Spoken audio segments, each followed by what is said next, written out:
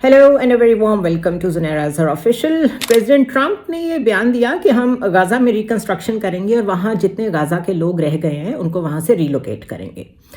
ये बयान आने की देर थी, दुनिया ने रिस्पॉन्ड किया और उसके बाद वाइट हाउस में उनकी जो प्रेस सेक्रेटरी हैं उन्होंने फ़ौरन उसकी एक्सप्लेनेशन कुछ यूं दी कि बैकग्राउंड में उन्होंने अपने पीछे वीडियोस चलाई जिसमें पूरे गाज़ा का मंजरनामा था, जिसमें दिखाया कि वो किस तरह लिवेबल नहीं रहा और वहाँ पे किस तरह इमारतें जो हैं वो रबल का ढेर बन चुकी हैं और ये लिवेबल कंडीशंस नहीं हैं। यहाँ पे तो बहुत रिकंस्ट्रक्शन होने की ज़रूरत है और यूएस उस पर बड़ा मेजर रोल प्ले करेगा और यहाँ के लोगों को यानी पैलेस्टीनियंस को वक्ती तौर पे हम कहीं और मुंतकिल करेंगे। This was a very foolish explanation of the whole thing because जिस तरीके से ये बात कही गई थी उसमें उन्होंने बड़ा क्लैरिटी के साथ ये कहा। एंड ट्रंप बीइंग ट्रंप वो वर्ड्स मिन्स नहीं करते, उनके दिल में जो होता है वो वर्ड्स को वैसे ही बोलते हैं। उनके अंदर कोई डिप्लोमेसी की तरह सॉफ्ट वर्ड्स को यूज़ करने जैसी एबिलिटी या फिर बात को डिप्लोमेटिकली करने की एबिलिटी है ही नहीं। सो वो बड़े क्रूड वे में चीज़ों को एक्सप्रेस करते हैं और वो जैसे कहते हैं वो वैसे ही उसे मीन भी कर रहे होते हैं। Let's put it this way. So उन्होंने तो बड़ी क्लैरिटी के साथ कहा था कि हम यहाँ से गाज़ा के लोगों को निकालेंगे और गाज़ा को रिकंस्ट्रक्ट करेंगे। Now this was always the plan, हमेशा से।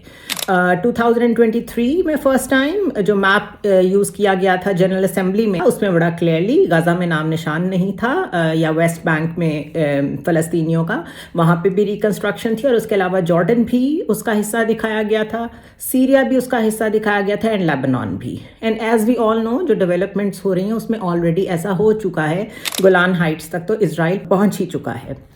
अब प्रॉब्लम ये हुई है कि लोगों का ख्याल ये था कि बाइडेन एडमिनिस्ट्रेशन ने जिस तरीके से जेनोसाइड को सपोर्ट किया है पैलेस्टाइन में, उसके रिएक्शन में हमने एक पीस मेकर को वोट दे दिया है जो कि रिपब्लिकन है, जो कि डोनाल्ड ट्रंप हैं, जो एस्टैब्लिशमेंट के अगेंस्ट खड़े हुए। एक असैसिनेशन अटैम्प्ट भी सर्वाइव की उन्होंने और उन्होंने फिर अपनी पोस्चरिंग भी ऐसे की जैसे वो कोई बड़े सेवियर के तौर पे सामने आ रहे हैं।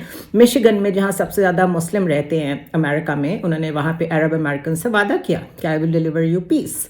But we can not forget कि when it comes to Israel and Iran तो यूएस की एक स्टेटेड पॉलिसी है, उसको आप वहाँ की डीप स्टेट की पॉलिसी कहें, यूएस की फाउंडेशनल पॉलिसी कहें, based on the 1917 Balfour declaration जिसकी बेस पे इजराइल को कायम किया गया। तो ये एक कमिटमेंट है टूवर्ड्स इजराइल कि हम इसको डेवलप करने में और इसकी स्ट्रेटेजिक हेल्प करने में कोई कसर नहीं छोड़ेंगे और उसका बाइडेन हो या ट्रंप हो उससे कोई ताल्लुक नहीं, रिपब्लिकन्स हों या डेमोक्रेट्स हों उनका उससे कोई ताल्लुक नहीं। वो हर हाल में उस कॉज को सपोर्ट करेंगे और वो कॉज यही है। उसका वक्त आ गया है, वाइट हाउस जितनी मर्जी उसकी एक्सप्लेनेशन दे, बट होगा क्या? होगा ये कि गाज़ा में, वेस्ट बैंक में, पैलेस्टाइन में जितने भी मुसलमान, जितने भी फ़लस्तीनी बच गए हैं उनको किसी और मुल्क में डंप किया जाएगा। वो कौन सा मुल्क होगा this is yet to be decided. उसके जवाब में उनको एड दी जाएगी, उनको ठीक ठाक पैसे दिए जाएंगे डॉलर्स में, क्योंकि वो रेफ्यूजीज़ को अकोमोडेट करेंगे और फिर उस जगह को वाकई रिकंस्ट्रक्ट किया जाएगा, लेकिन as a property, as a tourist resort. ये बहुत पुराना जो एक पूरा कॉन्सेप्ट है ऑफ इजराइल, ये उसका हिस्सा है। This is a biblical land, उनके ख्याल में ये उनकी प्रॉमिस्ड लैंड है और वो उसको डेवलप करना चाहते हैं into a water front property, जो कि जैरेड कुशनर ने कहा था, अभी से कोई 2 साल पहले की बात है और 3-4 महीने पहले भी उन्होंने कहा था कि it's a very lucrative locality जहाँ पे डेवलपमेंट करके बड़ी अच्छी प्रॉपर्टी डेवलप की जा सकती है। सो येस, डोनाल्ड ट्रंप जितनी मर्जी एक्सप्लेनेशन दें, वाइट हाउस जो मर्जी कहे, आप इस 2 सालों में, 2 साल में इसलिए कह रही हूँ कि 2 साल बाद कांग्रेस का दोबारा इलेक्शन होता है और वहाँ पे प्रोपोर्शन चेंज हो सकती है। तो 2 साल में हर प्रेसिडेंट मैक्सिमम कोशिश करता है कि वो जो अचीव करना चाहता है वो कर ले। इन 2 सालों में आप मैक्सिमम एफर्ट देखेंगे कि फ़लस्तीन में से फ़लस्तीनियों को निकाल दिया जाए, इजराइल का मुकम्मल कब्ज़ा हो जाए, ग्रेटर इजराइल के नाम पे जिस मिडल ईस्ट के कंट्री को कंटेन करना है वो भी कर लिया जाए और ईरान को जितना कमज़ोर वो ऑलरेडी हो चुका है उससे मज़ीद निचले लेवल पे ला के इतना कमज़ोर किया जाए कि अगर उसके पास कोई सेंट्रीफ्यूजेस हैं, अगर उसके पास कोई भी एटॉमिक पावर है, वो उसको सरेंडर करे। और ईरान इतना वीक हो चुका है, किस तरह, इस पे किसी और वीडियो में बात करेंगे। So yes, today's development in this short video I just wanted to make you understand कि कैसे यूएस पॉलिसी में ڈونلڈ ٹرمپ نے جو پرومس کیا تھا الیکٹورل کیمپین میں وہ ضروری نہیں وہ آنے والے دنوں میں ان کی پالیسی کا حصہ ہو.